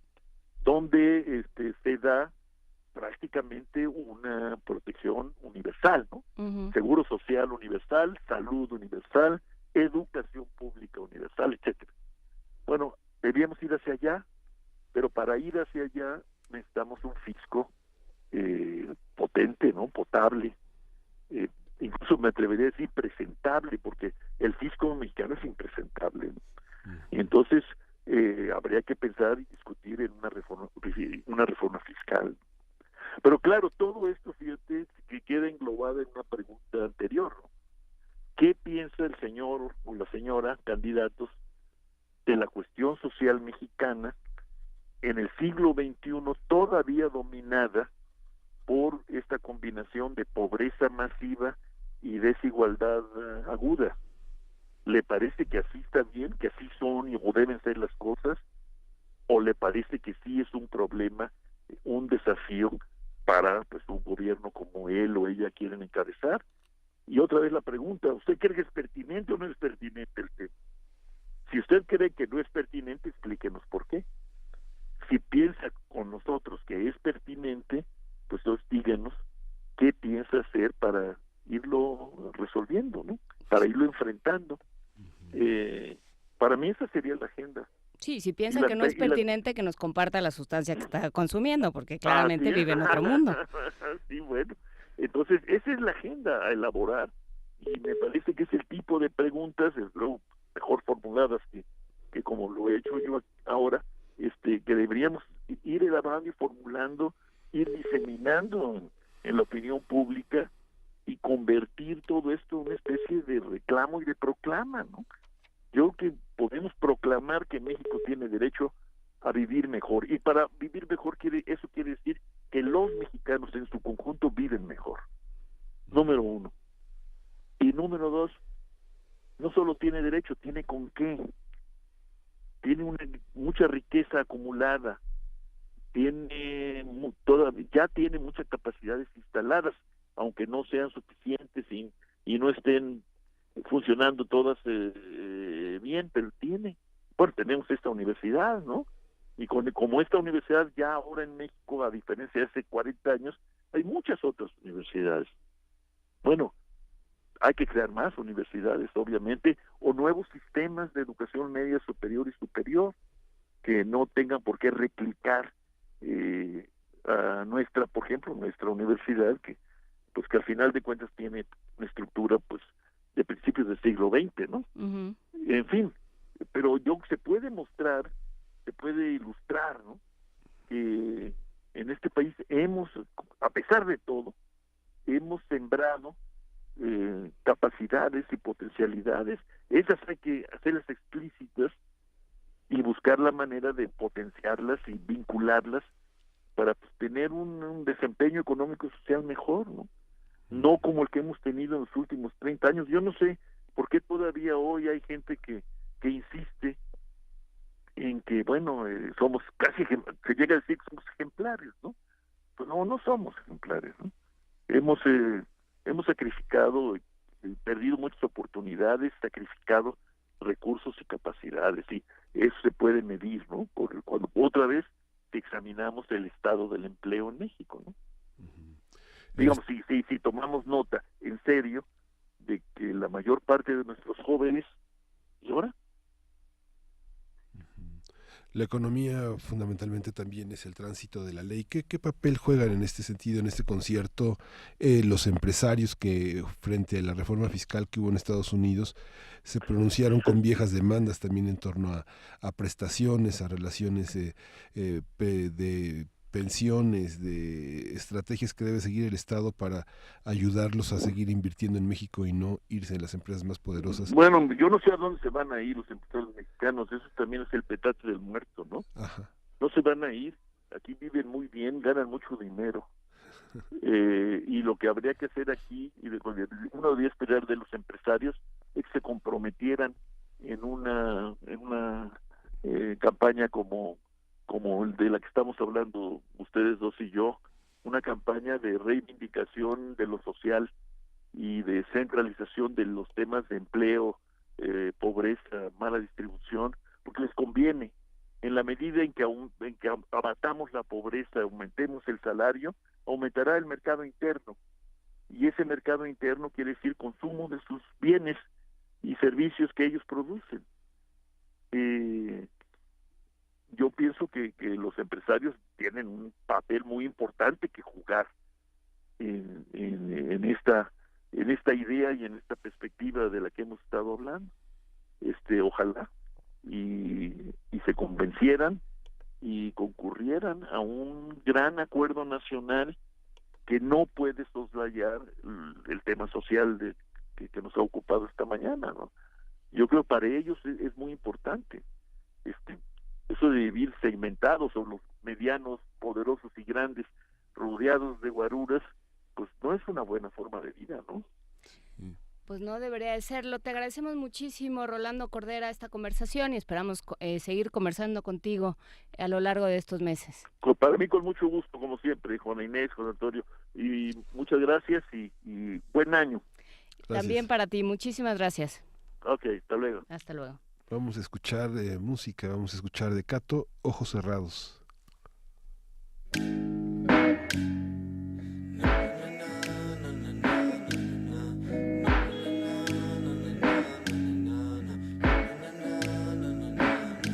Well, seen you're there. Are those your ships sailing? Your demons hailing out there? Yeah, well, don't be scared, 'cause our truths have their roots in these stairs. Yeah, our truths have their roots. Our truths have their roots. Yeah, our truths have their roots in these stairs. It's only a love, it's only a love, it's only a love affair. It's only a love, it's only a love, it's only a love affair.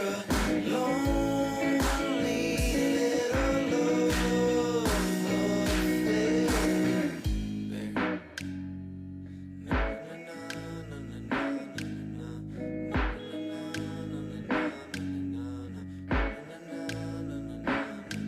Well, say your prayers now, love. The saints are all in pairs, and everyone's living two lives. Clouds come right down, closed eyes start to stare. Mornings leave all sight, but don't be scared, 'cause our truths have their roots in these stairs. Yeah, our truths have their roots. Our truths have their roots. Yeah, our truths have their roots in these stairs. It's only a love, it's only a love, it's only a love affair. It's only a love, it's only a love, it's only a love affair. It's only a love, it's only a love, it's only a love affair. A lonely little love affair.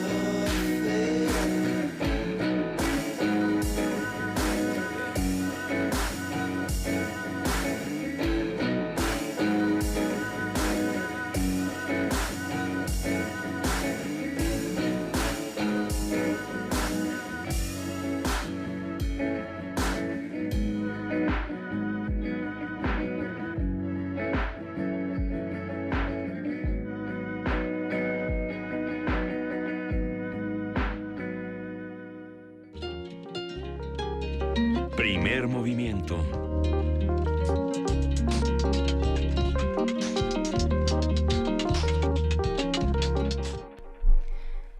9:52 con 52 minutos, ya estamos por cerrar este programa del miércoles 17 de enero. Estábamos conversando fuera del aire sobre estos temas que plantea Rolando Cordera, sobre estas preguntas fundamentales que plantea para todos aquellos que quieran dirigir este país, que se están candidateando para ello, más allá de si quieren a su familia o no quieren a su familia. Francamente, a mí me da un poco igual. Si son unas buenas personas y quieren mucho su familia, pues qué suerte han de tener sus familias, pero más bien qué piensan de la cuestión social, qué entendemos como un empleo digno, qué vamos a hacer para que todos tengamos derecho podamos ejercer nuestro derecho a la salud, porque sí lo tenemos, pero no podemos ejercer nuestro derecho a la salud, a la educación, a no tenernos que angustiar por el día que ya no podamos trabajar, ¿no? Sí. Y un montón de cosas. Y hablabas tú también de Mauricio Funes. Sí, bueno, Mauricio Funes, periodista, líder social que fue presidente de El Salvador. Hace algunos meses le dieron ya la protección en Honduras para que no sea perseguido por la ley hacendaria en su país y no responda por los millones de dólares que se embolsó, ¿no? Que es algo muy impresionante, que un país de asilo político, alguien que está perseguido, es como si nuestros gobernadores, que hay todo el mecanismo de extradición, Duarte, Borges, etcétera, pudieran asilarse en otro país. Que Francia le diera asilo político a Duarte, por ejemplo. Sí, por ejemplo, ¿no? Y dijera, ustedes de veras es que son malos. Sí. Y es que tienen mala fe. Es algo que hemos hablado en Primer Movimiento, de toda esta emergencia, Beatriz Sánchez en Chile, toda esta emergencia de líderes que tienen un peso en los medios y que finalmente terminan defraudando a las sociedades que confían en ellos, ¿no? Sí, puesto que no está Luisa, yo tengo que recordar a Jimmy Morales, pero bueno, sí. Hay una serie de constantes en América Latina, ¿no? Y no solo en América Latina, en el mundo, de que hablan, bueno, durante las semanas pasadas se habló de la posible candidatura de Oprah a la presidencia estadounidense, esta idea de la gente visible que no es política o que no es política en el sentido más tradicional o profesional, pues que parece que lo puede hacer mejor que otros y que en realidad si hay un sistema que no funciona, hay una rendición de cuentas que no funciona, pues lo de menos es quién está al frente de las cosas, pues se terminará contaminando o entrando en un sistema contaminado. Pero bueno, ya esos serán asuntos para otro día. Por lo pronto nos vamos a una de las producciones de aquí de Radio UNAM en este extraño concurso de la Bienal de Escultura Imaginaria, todo aquello que podemos construir a través del sonido, todo aquello que viaja a través de las ondas radiofónicas. Vamos a escuchar El Ruiseñor Enamorado. Primera Bienal de Escultura Imaginaria. Serie Antologías.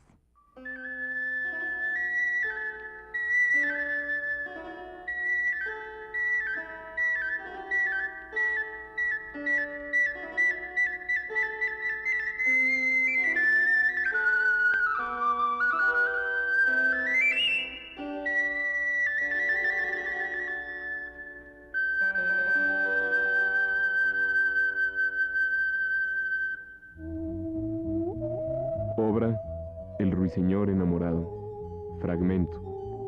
Autor François Couperin. Selección de Rodolfo Sánchez Alvarado.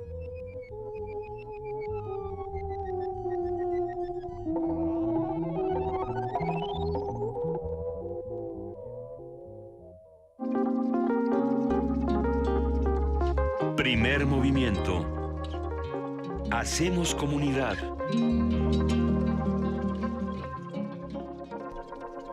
Vamos despidiendo, dice Frida Saldívar, nuestra productora.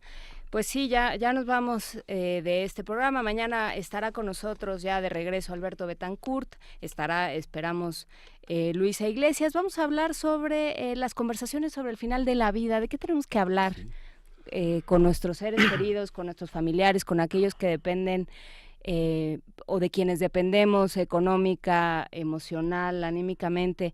¿Quiénes están a cargo de ayudarnos a bien morir? ¿A quién queremos dejarle la responsabilidad? ¿Y qué temas hay que tocar y qué cosas hay que dejar bien en claro? Lo vamos a platicar mañana. Vamos a hablar también del fraude de las tarjetas de Bansefi. Este tema que de entrada volvemos a aquello que platicábamos al principio, pues ataca a quienes están más vulnerables y se beneficia de un esfuerzo importante para quienes están más en condiciones más vulnerables, ¿no? Entonces, bueno, pues tendremos una serie de temas sobre la mesa como todos los días. Esperemos que tengamos un poco menos de tos, esperemos que también regrese Vania Nuche, que también es víctima de la tos, pero bueno, todo eso sucederá mañana.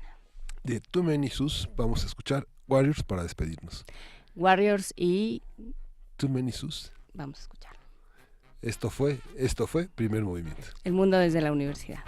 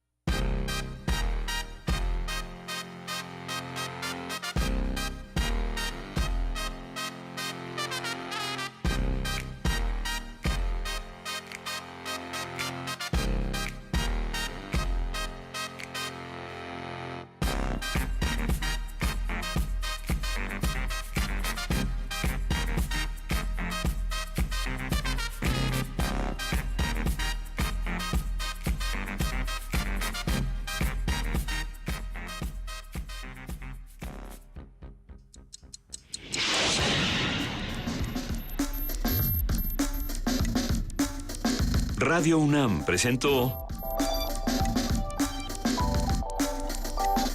Primer Movimiento. El mundo desde la universidad.